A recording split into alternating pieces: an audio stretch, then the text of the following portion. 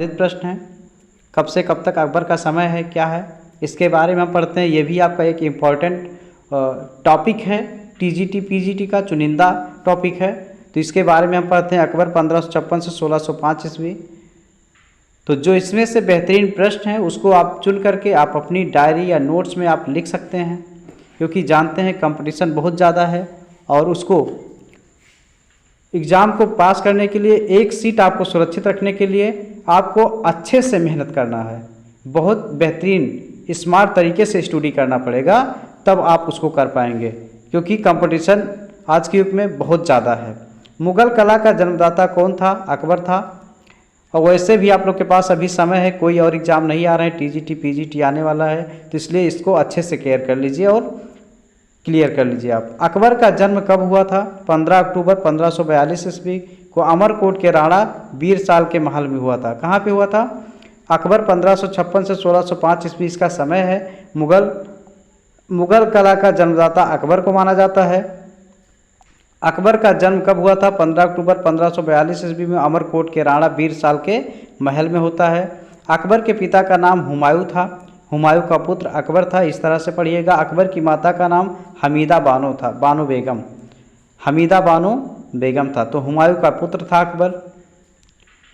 अकबर ने कौन सा धर्म चलाया? तो अकबर ने दीन इलाही धर्म चलाया था 1570 ईस्वी में। और सभी का कुछ ना कुछ खासियत होता है, तो इनका खासियत दीन इलाही धर्म 1570 ईस्वी में चलाए थे अकबर जी। आगे चलते हैं। अकबर कितने वर्ष की उम्र में गद्दी पर बैठ गया था? तो मात्र 13 वर्ष की उम्र में वो गद्दी पर बैठ गया था। आज के बच्चे 12 वर्ष की उम्र में हाई स्कूल में पहुंचते हैं, 9 और 10 में पहुंचते हैं। मुग़ल कला का आरंभ किसके समय से माना जाता है? तो अकबर के समय से 1526 ईस्वी माना जाता है। मुग़ल कला का आरंभ अकबर के समय से 1556 ईस्वी से माना जाता है। तो ये हो गया।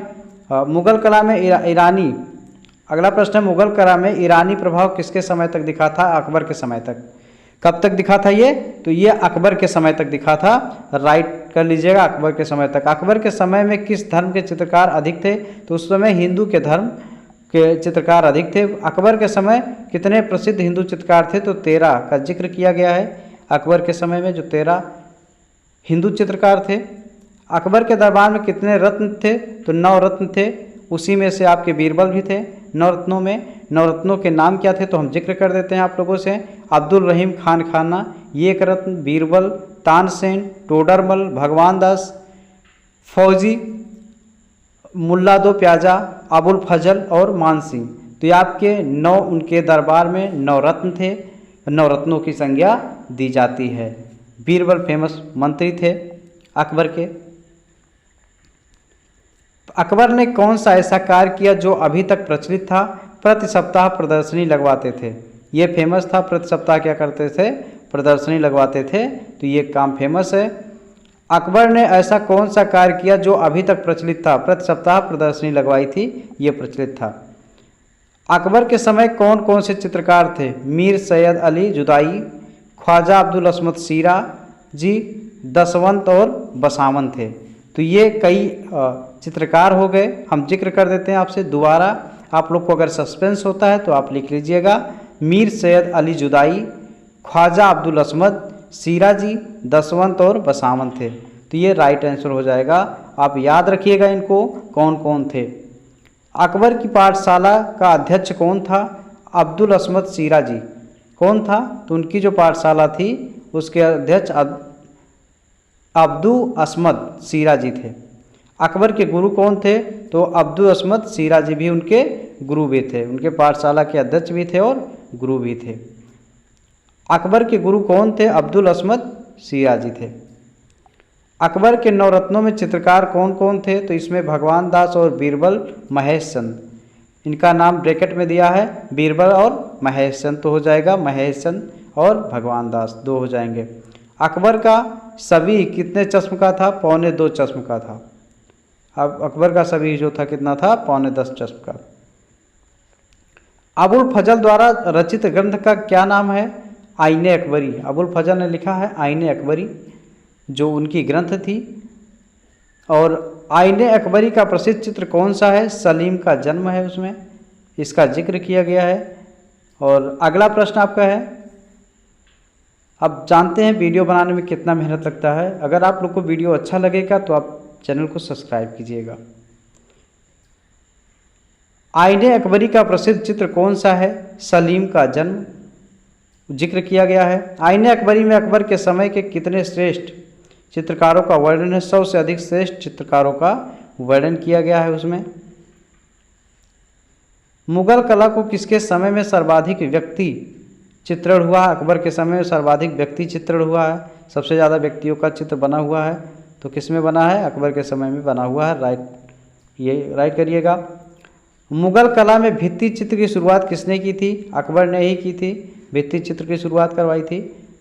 भारत सरदार नामक प्रसिद्ध चित्र किसका है? अकबर का है। भारत सरदार नामक प्रसिद्ध चित्र किसका है?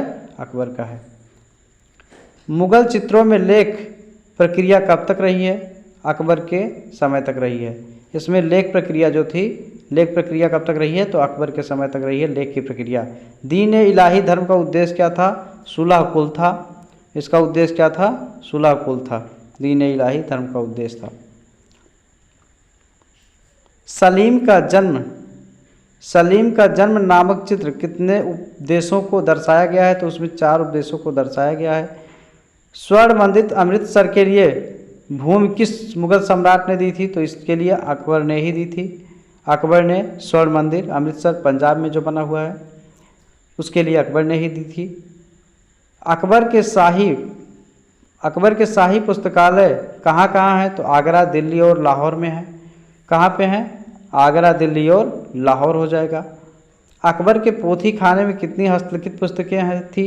24,000 प्रति पुस्तक की कीमत 1 लाख रुपए है। 24,000 प्रति पुस्तक की कीमत कितनी है? 1 लाख रुपए।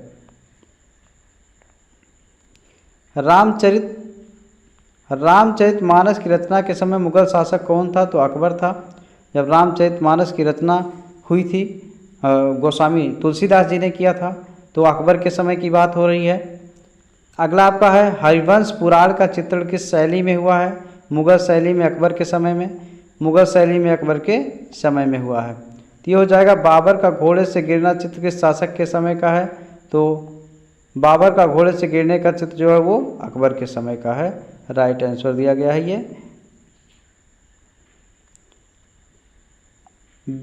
किस शासक के चित्रों में संयोजन में भीड़ अधिक है? अकबर के चित्रों में संयोजन में अधिक भीड़ है। गोवा से ईसाई कलाकार तथा प्रचारक किस मुगल शासक के समय में बुलाए गए? अकबर के समय में बुलाए गए थे। अकबर के समय में चित्रकार गोवा से ईसाई कलाकार प्रचारक मुगल शासक के समय में बुलाए गए थे। ये हो गया। कौन सी चित्रित मुगल पांडुलिपि जयपुर में संग्रहित है? तो रज्मनामा जो है ये जयपुर में संग्रहित की गई है। जयपुर पिंक सिटी, गुलाबी शहर कहते हैं उसको, राजस्थान में है। उसकी राजधानी भी है जयपुर। अकबरनामा के किस चित्र में किले में राजपूत वीरांगनाओं का जौहर दिखाया गया? चित्तौड़ के घेरे में। चित्तौड़ का घेरा, उसमें राजपूत वीरांगनाओं का जौहर दिखाया गया है। अगला है किस मुगल सम्राट के काल में व्यक्त चित्रों को मुगल शैली में विशेष स्थान मिला है? तो उसमें अकबर के व्यक्त चित्रों को विशेष स्थान मिला हुआ है। अकबर ने किस कला को विशेष महत्व दिया? भवन निर्माण एवं चित्रकला को विशेष योगदान दिया था। भवन निर्माण और चित्रकला को ज़्यादा महत्व दिया था। चलते हैं अगले प्रश्न की तरफ। कौन सी चित्रित मुगल पांडुलिपि जयपुर में संग्रहित है? तो रज्मनामा है। ये हो गया।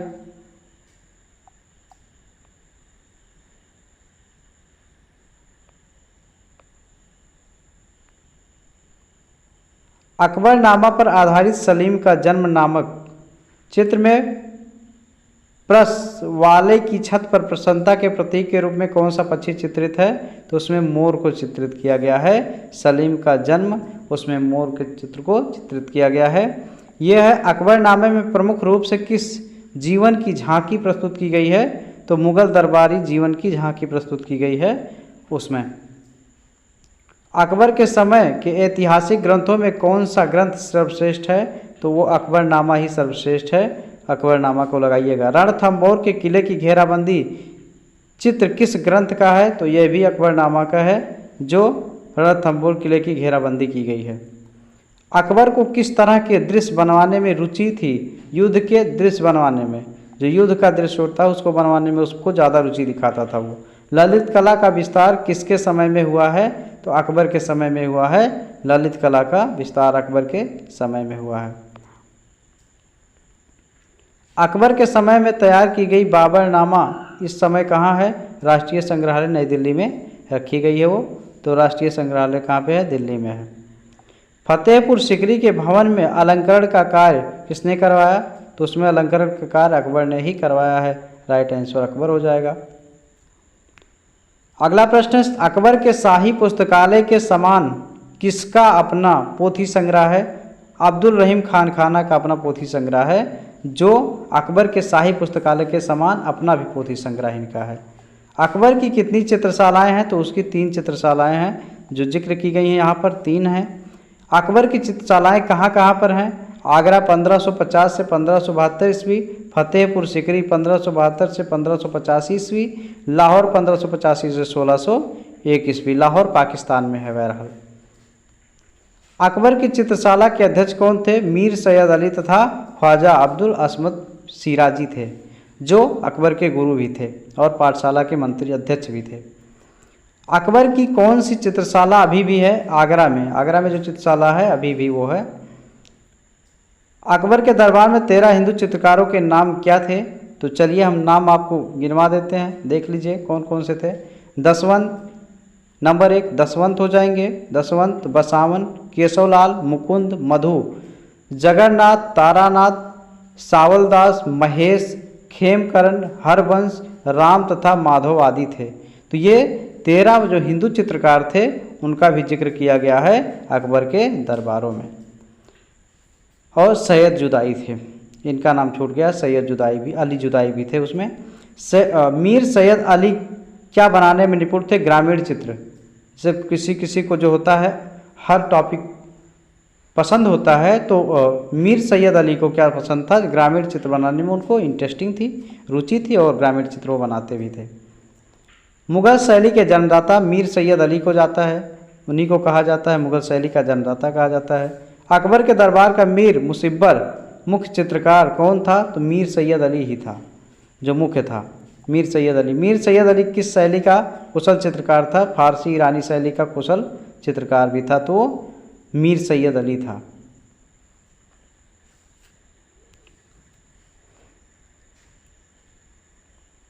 अब्दुल ख्वाजा अब्दुल असमद सिराजी। अब्दुल असमद सिराजी क्या बनाने में निपुण थे? पशु चित्र बनाने में निपुण थे। कुछ फैक्ट चीज़ें हैं आप लोगों से हम शेयर कर लेते हैं, तो चलिए जल्दी करिएगा। वीडियो थोड़ा बड़ा हो रहा है, लेकिन तभी भी आप लोग सहयोग करिएगा। श्री कलम की उपाधि किसे दी गई है? अब्दुल असमद सिराजी को दी गई है। अब्दुल असमद सिराजी क्या कहते थे? सुप लिपिकार कहते थे उनको। अब्दुल असमद सिराजी के पुत्र का क्या नाम था? शरीफ नाम था उनका। अकबर की चित्रशाला फतेहपुर सीकरी के प्रधान अध्यक्ष अब्दुल असमद सिराजी थे। अब चलते हैं थोड़ा दसवंत के बारे में हम पढ़ लेते हैं। दसवंत के गुरु का क्या नाम था? अब्दुल असमद सिराजी था। तो दसवंत के भी गुरु वही थे, सिराजी थे। अकबर के समय किस चित्रकार ने पागल होकर आत्महत्या कर ली? दसवंत ने कर ली थी, पागल होकर के अपनी हत्या कर ली थी। दास्तान ए अमीर हमजा में किस चित्रकार के चित्र नहीं मिलते हैं? तो दसवंत के चित्र नहीं मिलते हैं उसमें, ये हो जाएगा। दसवंत ने रज्म नामा के कितने चित्रों पर कार्य किया है? 24 चित्रों पर कार्य किया है। रज्मनामा में जो किया गया है चित्रित, तो 24 चित्रों पर कार्य किया है। अगला है, अकबर की फतेहपुर की चित्रशाला में कौन कार्यरत है? तो दसवंत कार्यरत है इस पर। अकबर के समय कौन सा चित्रकार जयपुरी आराई शैली में निपुण था? तो दसवंत उसमें निपुण था। दसवंत किस जाति का था? कहार जाति का था वो दसवंत। दसवंत द्वारा चित्रित ग्रंथ कौन सा है? तैमूरनामा और रज्मनामा। ये हो जाएगा कौन कौन सा है? तैमूरनामा और रज्मनामा। अगला है, जयपुर रज्मनामा की प्रति में दसवंत का नाम कितने चित्रों पर है? तो 21 चित्रों पर किया गया है ये।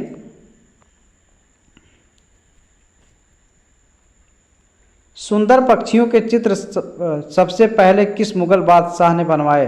तो उसको हुमायूं ने बनवाया था, सुंदर पक्षियों के चित्र बनवाए थे। मीर सैयद अली जुदाई और ख्वाजा अब्दुल असमद जी की मुलाकात हुमायूं से कहाँ हुई? तो काबुल से लौटते हुए तरवेज नामक स्थान पर हो गई थी। काबुल से जब वो लौट रहा था, ठीक है ना, तो हुमायूं से लौटते हुए तबरेज नामक स्थान पर मुलाकात हो गई थी इनकी, अब्दुल असमद शिराजी की। हुमायूं तथा अकबर ने चित्रकारी की शिक्षा किससे ली? ख्वाजा अब्दुल असमद शिराजी से ली थी, क्योंकि वो गुरु थे तो शिक्षा उन्हीं से ले गए। हुमायूं की मृत्यु कब हुई? 26 जनवरी 1556 को हुमायूं की मृत्यु हो जाती है। बसावन के बारे में इंपॉर्टेंट पॉइंट कुछ देख लेते हैं, और मेन आपके हैं ये जो चित्रकार हैं, तो इनके बारे में आप लोग जरूर लिखिएगा और पढ़िएगा। बसावन के, क्योंकि यहाँ पे डीपली पूछा जाता है आपसे, ऊपर की चीज़ें नहीं पूछी जाती हैं, और जो भी टीजीटी पीजीटी का सिलेबस है तो वहाँ डीपली आपसे पूछते हैं प्रश्न, अंदर से प्रश्न पूछा जाता है। बसावन के गुरु का क्या नाम था? अब्दुल असमद शिराजी नाम था उनका। बसावन कैसा चित्रकार था? व्यंग्य चित्रकार था। व्यंग्य जानते हैं आप। चित्र की पीठिका बॉर्डर लाइन बनाने में कौन प्रसिद्ध था? बसावन प्रसिद्ध था, जो पीठिका की बॉर्डर लाइन बनती थी। अकबर के समय आगे की ओर झुकी हुई आकृतियाँ कौन बनाता था? तो वो बसावन बनाता था, जो आकृतियाँ आगे झुकी हुई होती थी। बसावन ने कितने वर्षों तक चित्र निर्माण कार्य किया था? 40 वर्षों तक किया था। लंबा समय था, एक 40 वर्ष दिया था। बसावन ने लगभग कितने चित्रों का निर्माण किया था? 200 चित्रों का निर्माण किया था, 40 वर्ष काम किया है। धोखेबाज पत्नी का चित्र किसका है? मिस्किन का है, धोखेबाज पत्नी का चित्र। अकबर के दरबार में निपुण पक्षी चित्रकार कौन था? तो मिस्किन था, ये निपुण था पक्षी को चित्र बनाने में। अगला है रज्म नामक किसका फारसी अनुवाद है? तो महाभारत का फारसी अनुवाद किया गया है। अनवार ए सुहैली किसका फारसी अनुवाद है? तो पंचतंत्र का अनुवाद किया गया है उसमें। आयार ए दानिश किसका फारसी अनुवाद है? पंचतंत्र का फारसी अनुवाद किया गया है उसमें। तो बस आज इतना ही। आप सभी लोगों को वीडियो अच्छा लगेगा तो वीडियो लाइक कीजिएगा और चैनल को सब्सक्राइब कीजिएगा। आपके जो भी दोस्त वीडियो एग्ज़ाम दे रहे होंगे उनका भी सहयोग कीजिएगा। धन्यवाद।